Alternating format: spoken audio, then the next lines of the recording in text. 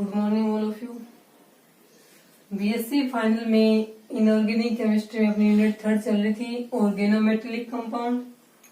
इसके अंदर हमने कल की क्लास में पढ़े थे टिन के कारक धात्विक यौगिक। ठीक है, उसके बाद अपने आज का टॉपिक रहेगा ऑर्गेनोमेटेलिक कंपाउंड ऑफ टाइटेनियम। और जो टाइटेनियम के कारक धात्विक यौगिक है ये लास्ट है।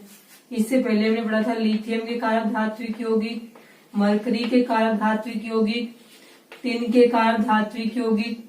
ठीक है, ये पढ़ लिए थे हमने। और आज हमारा रहेगा लिथियम के कारक धात्विक यौगिक, टाइटेनियम के कारक धात्विक यौगिक है, ये हम आज की क्लास में पढ़ेंगे। तो इसके अंदर देखें आप टाइटेनियम के कारक धात्विक यौगिक में सबसे पहले तो क्या लिखा जाएगा कि जो टाइटेनियम है,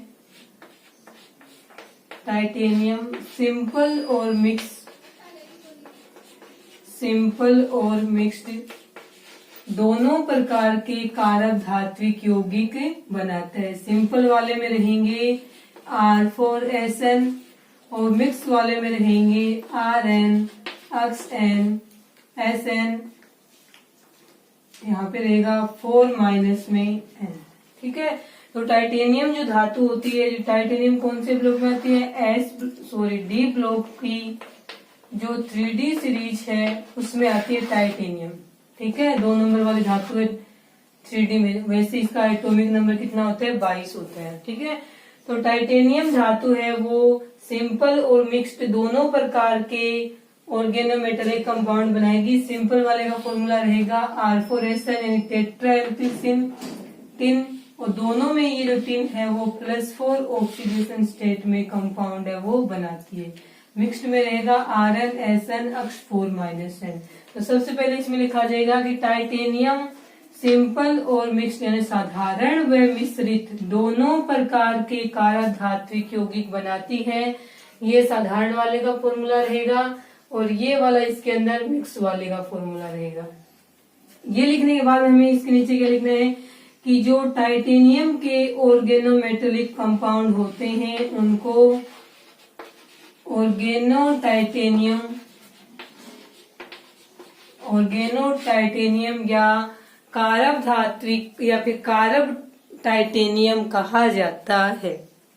ठीक है, इसमें नीचे लिखा जाएगा कि टाइटेनियम के कारक धात्विक यौगिकों को ऑर्गेनोटाइटेनियम या कारक टाइटेनियम यौगिक कहा जाता है। ठीक है, उसके बाद नेक्स्ट इसमें आता है कि जो टाइटेनियम है उसके कारक धात्विक यौगिकों में एक सबसे इम्पोर्टेंट है वो आता है आपकी जिंगलर-नाटा उत्प्रेरक। ये जिंगलर-नाटा है वो इसमें साइंटिस्ट का नाम रहेगा, जिंगलर-नाटा रहेगा साइंटिस्ट।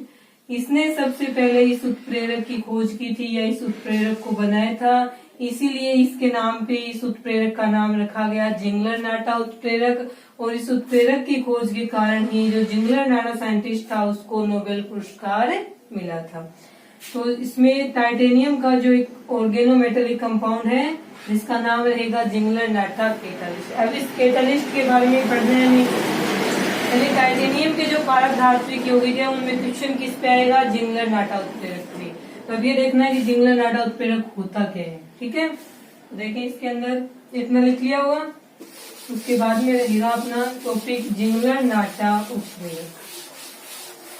उसके बाद में आप लिखेंगे इसके अंदर ऑर्गेनोटाइटेनियम कहते हैं, उसके बाद में लिखेंगे कि टाइटेनियम के कारक धात्विक यौगिक,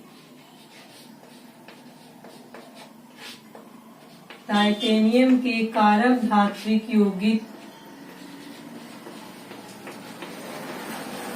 का एक महत्वपूर्ण उपयोग जिंगलर-नाटा उत्प्रेरक बनाने में होता है। क्या लिखा जाएगा कि टाइटेनियम के एक कारक धात्विक यौगिक का उपयोग जिंगलर-नाटा उत्प्रेरक बनाने में किया जाता है। जिंगलर-नाटा उत्प्रेरक को जिंगलर-नाटा नाम के वैज्ञानिक ने बनाया था, इस कारण से इसका नाम रखा गया है जिंगलर-नाटा उत्प्रेरक। अब देखें आप इसके अंदर क्या होता है।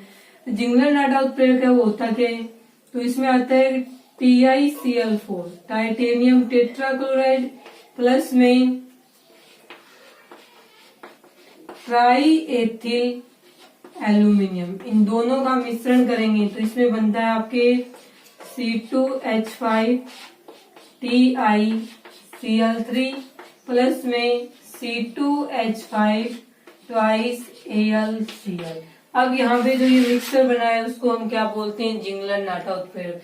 वैसे कॉमनली जिंगलर नाटा उत्प्रेरक में इसको लिखा जाता है कि इन दोनों का जो मिश्रण है, टाइटेनियम टेट्राक्लोराइड और ट्राई एथिल एल्यूमिनियम, इन दोनों यौगिकों का मिश्रण, इन दोनों यौगिकों का मिश्रण है वो क्या कहलाएगा, जिंगलर नाटा उत्प्रेरक कहलाता है। लेकिन मुख्य रूप से जिंगलर नाटा उत्प्रेरक इस रूप में बिहेव करता है।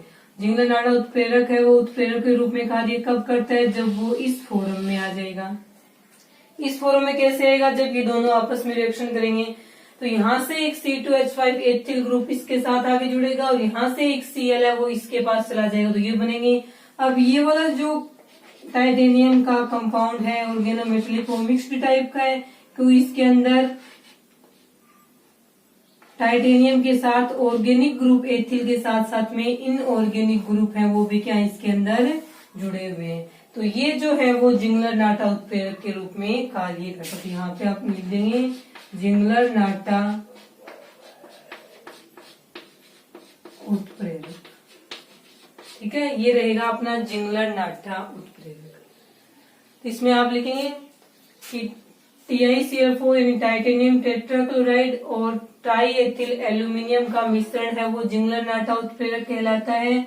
और इन दोनों के आपस में रिएक्शन लिखना, जिससे ये बनेगा एथिल टाइटेनियम ट्राइक्लोराइड है जो कि जिंगलर नाटा उत्प्रेरक की तरह कार्य करता है। और ये एक प्रकार का मिक्स्ड टाइप का या मिश्रित कारक धात्विक यौगिक होगा टाइटेनियम का, जिसका यूज कहाँ किया जाएगा वो देखेंगे। अभी लिखें इतना एक बार,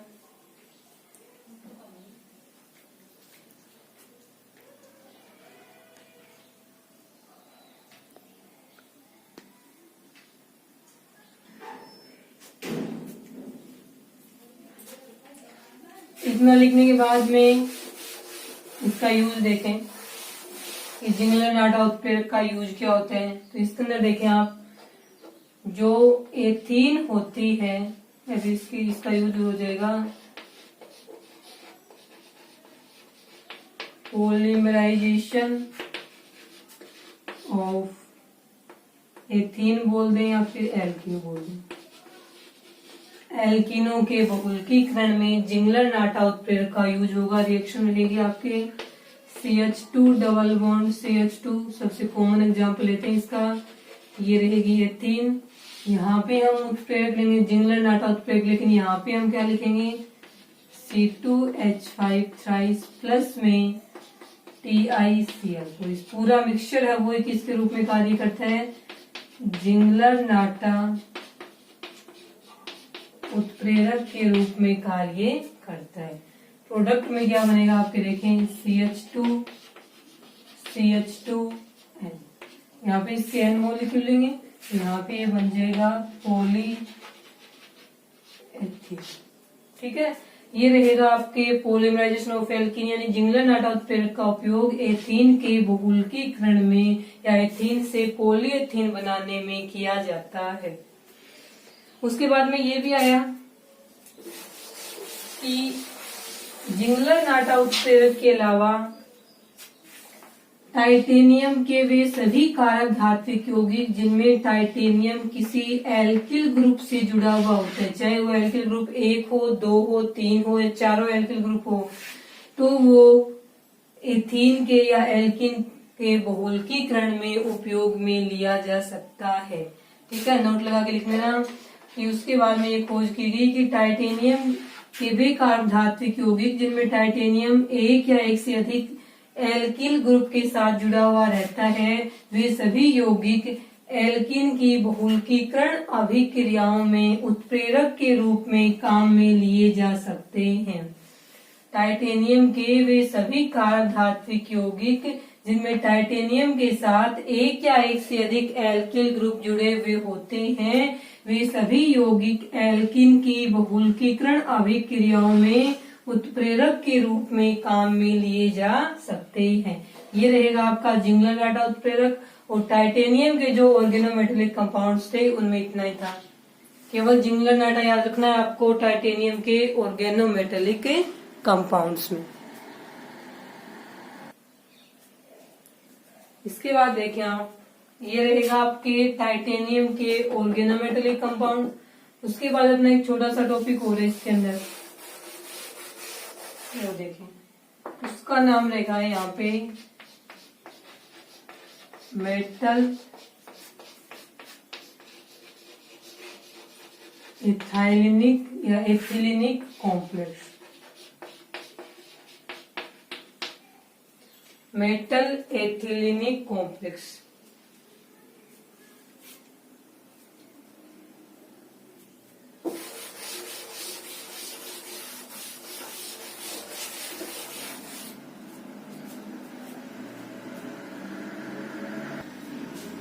देखें आप इसके अंदर मेटल एथिलीनिक कॉम्प्लेक्स, मेटल और जो एल्किन है, कार्बन कार्बन डबल बॉन्ड होता है जिनके बीच में, उनके बीच में कॉम्प्लेक्स किस प्रकार से बनता है। तो इसमें आता है धातु और एथिलीन के कॉम्प्लेक्स है, उनकी खोज सबसे पहले एक साइंटिस्ट था, उसको बोलते हैं जीसस, ठीक है,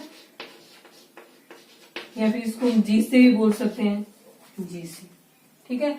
सबसे पहले जीसी नाम का एक साइंटिस्ट था, उसने मेटल एथिलीनिक कॉम्प्लेक्स, इन धातुओं के एथिलीन के साथ बनने वाले जो कॉम्प्लेक्स होते हैं उनको मेटल एथिलीनिक कॉम्प्लेक्स कहा जाता है। तो इसमें सबसे पहले लिखा जाएगा कि धातु तथा एथिलीन से बनने वाले संकुल धातु एथिलीनिक संकुल कहलाते हैं। एथिलीनिक का मतलब है यहाँ पे कार्बन कार्बन के बीच में क्या होगा, उस कंपाउंड में डबल बॉन्ड होगा। तो धातु और एथिलीन के बीच बनने वाले जो धातु और एथिलीन के साथ में जो बनने वाले कॉम्प्लेक्स बनेंगे इन दोनों की रिएक्शन से, वो क्या कहलाएंगे, धातु एथिलीनिक संकुल कहलाएंगे। और धातु एथिलीनिक संकुलों की खोज सर्वप्रथम जीसस नाम के साइंटिस्ट ने की थी। तो इसने क्या किया, कि सबसे पहले इसने पोटेशियम टेट्राक्लोरोप्लेटिनेट, ये एक संकुल था, इसकी रिएक्शन इसने करवा दी एथीन के साथ या एथिलीन के साथ में करवा दी HCl की प्रेजेंट में। तो यहाँ पे एक प्रोडक्ट बना था, एक वो बन गया था इसके अंदर PtC2H4Cl3 प्लस में HCl, ठीक है। तो यहाँ पे जो कॉम्प्लेक्स बना था आपका, इसकी रिएक्शन करवाने से यहाँ से प्लस में रहेगा इसके KCl, ये Cl नेगेटिव, यहाँ से एक पोटेशियम पॉजिटिव के रूप में KCl ने बना लिया यहाँ पे, और यहाँ से ये जो C2H4 है जो कि एथीन है, इसको इस प्रकार से भी लिख सकते हैं। तो ये बनेगा आपके एथीन। अब ये जो एथीन है उसके अंदर देखें आप, ये लिगेंड के रूप में भी कार्य कर सकते हैं। तो ये इस कॉम्प्लेक्स में जाके जुड़ गए, यहाँ से एक Cl नेगेटिव के रूप में बाहर निकल गई, तो ये बना लिया के PtC2H4Cl3 प्लस में KCl। अब ये जो बना है कॉम्प्लेक्स वो क्या कहलाता है, मेटल एथिलीनिक कॉम्प्लेक्स कहलाएगा, क्योंकि इस कॉम्प्लेक्स के अंदर धातु प्लेटिनम और एथीन के बीच में क्या है, बॉन्ड बना हुआ है। तो इस प्रकार से बनने वाले कॉम्प्लेक्स मेटल एथिलीनिक कॉम्प्लेक्स कहलाएंगे। अब ये जरूरी नहीं कि मेटल एथिलीनिक कॉम्प्लेक्स हो, उसके अंदर मेटल के साथ में केवल और केवल एथिलीन जुड़े हुए, ये कोई जरूरी नहीं होता। एथिलीन लिगेंड है वो एक या एक से अधिक संख्या में जुड़े हुए होंगे तो भी उसको मेटल एथिलीनिक कॉम्प्लेक्स ही कहेंगे। एक एथिलीन जुड़ा होगा धातु के साथ में संकुल में तो भी उसको हम मेटल एथिलीनिक कॉम्प्लेक्स है वो कहेंगे। तो सर्वप्रथम जीसस नाम का एक साइंटिस्ट था, उसने पोटेशियम टेट्राक्लोरोप्लेटिनेट, इसका नाम रहेगा, और एथीन की क्रिया से सर्वप्रथम इस मेटल एथिलीनिक कॉम्प्लेक्स का फॉर्मेशन है वो किया था, ठीक है। सबसे पहले जीसस ने बनाया था इसको, इसलिए इसका नाम रहेगा जीसस साल्ट, जीसस लवण बोलेंगे इसको, ठीक है। और इसका कलर कैसा होता है, येलो कलर होगा। तो इसमें लिखा जाएगा कि मेटल और एथिलीन की क्रिया से बनने वाले संकुल मेटल एथिलीनिक संकुल कहलाते हैं। मेटल एथिलीनिक संकुलों की खोज सर्वप्रथम जीसस नाम के वैज्ञानिक ने की थी। अब नीचे लिखा जाएगा कि जीसस नाम के वैज्ञानिक ने सर्वप्रथम पोटेशियम टेट्राक्लोरोप्लेटिनेट तथा एथीन या एथिलीन की अभिक्रिया से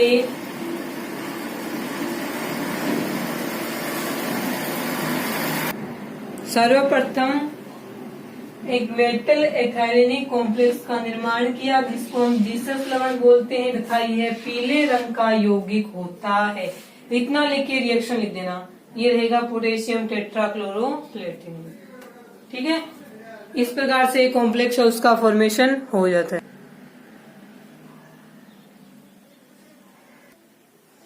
अब इसके अंदर देखें आप, ये बन गया। उसके बाद इसकी स्ट्रक्चर देखनी है। जो सबसे पहले जीसस लवण बनाया था, जीसस नाम के साइंटिस्ट ने, इसकी स्ट्रक्चर किस प्रकार से होगी। इसमें आप हेडिंग लिखिए structure of, direct Jesus salt क्या है और इसकी संरचना बनाई है, उसका फॉर्मूला लिखिए, ये पूछा जाता है इसके अंदर।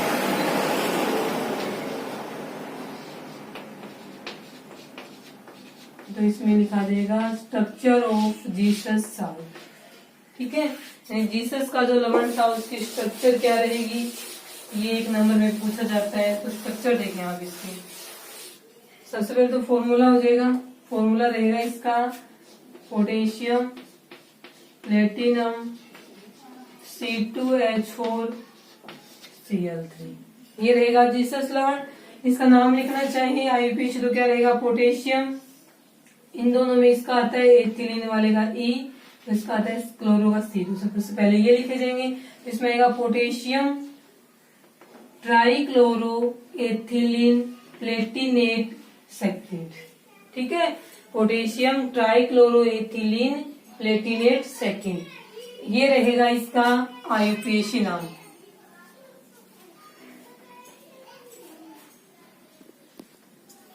इसके आईयूपीएसी नाम के बाद में देखें आप जीसस साल्ट की स्ट्रक्चर, तो ये इस प्रकार से बनेगी। एक छोटी स्ट्रक्चर बनाते हैं यहाँ पे, जैसे ये प्लेटिनम है, प्लेटिनम के साथ में ये यहाँ पे जुड़े हुए हैं 3 क्लोरीन जुड़े हुए हैं, और यहाँ पे जो ये एथिलीन है वो इस प्रकार से जुड़ा हुआ है। ये बॉन्ड इस प्रकार से बनेगा इसका, ये रहेगा इसकी स्ट्रक्चर। नॉर्मल स्ट्रक्चर ये रहेगी जीसस साल्ट की।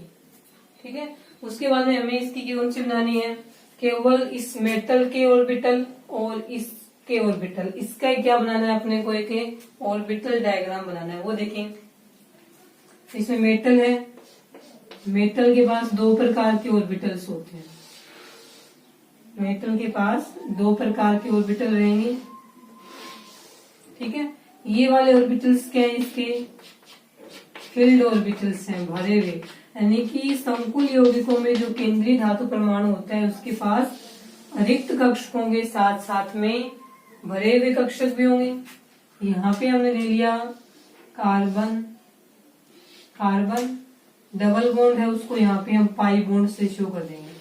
ये तो सिंगल बॉन्ड बना हुआ है, उसके साथ में यहाँ पे ये क्या बना दिया, पाई बॉन्ड बना दिया।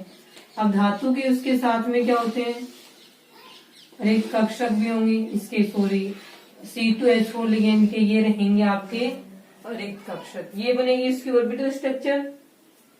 अब इसके अंदर देखें आप, ये तो इसकी ऑर्बिटल है, इसके साथ में जो हाइड्रोजन जुड़े हुए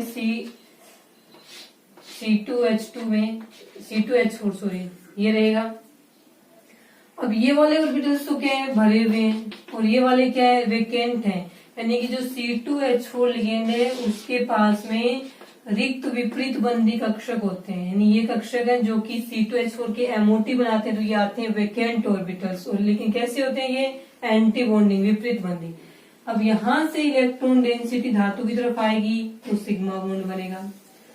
यहाँ से धातु परमाणु के पास में रिक्त कक्षकों के साथ साथ भरे हुए कक्षक भी होंगे, भरे हुए कक्षकों से इलेक्ट्रॉन डेंसिटी किसकी तरफ जाती है, C2H4 लिगेंड के रिक्त विपरीत बंदी कक्षकों की तरफ जाती है, जिससे यहाँ पे पाई बॉन्ड का फॉर्मेशन है वो हो जाता है।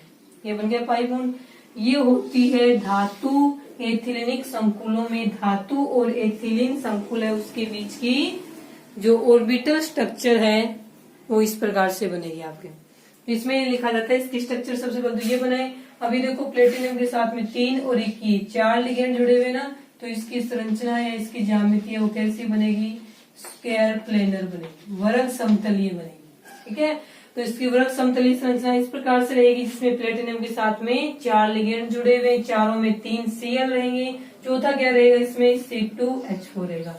अब इसमें आता है कि प्लेटिनम की धातु एथिलीनिक संकुल में या जीसस लवण की संरचना में जो एथिलीन लिगेंड होता है वो धातु लिगेंड अक्ष के लंबवत होता है। धातु लिगेंड अक्ष ये है, ये वाली है धातु लिगेंड अक्ष, और ये जो आपके लिगेंड है C2H4 इस प्रकार से प्रेजेंट है। तो ये क्या हो गया कि जो धातु एथिलीनिक संकुल होते हैं उनमें C2H4 लिगेंड है वो धातु लिगेंड अक्ष के लंबवत स्थित होता है। ये लिखा जाएगा इसमें कि जीसस लवण की वर्ग समतलीय संरचना में C2H4 लिगेंड या एथिलीन लिगेंड धातु लिगेंड अक्ष के लंबवत स्थित होता है।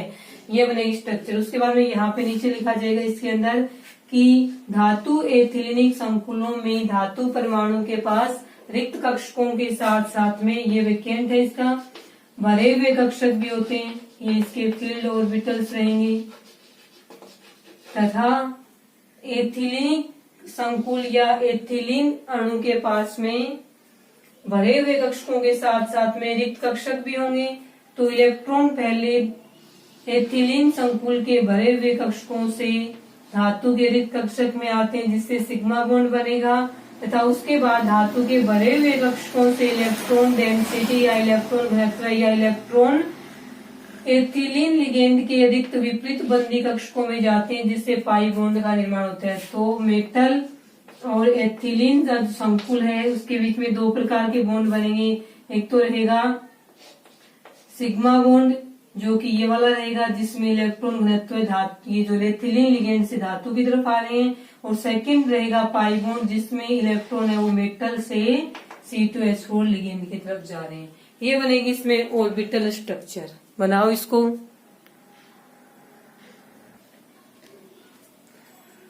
इस प्रकार से रहेगी अपने जीसस साल्ट की स्ट्रक्चर। ठीक है, ये हो गया जीसस साल्ट, 2 नंबर में आता है, ये बड़े में आए तो पूरा स्ट्रक्चर वगैरह सारा लिख देना। उसके बाद में अपनी नेक्स्ट हेडिंग रहेगी कल के लिए होमोजीनियस हाइड्रोजिनेशन। होमोजीनस हाइड्रोजिनेशन यानी कि समांग हाइड्रोजनीकरण। समांग हाइड्रोजनीकरण अपना कल का टॉपिक रहेगा। आज के लिए इतना ही।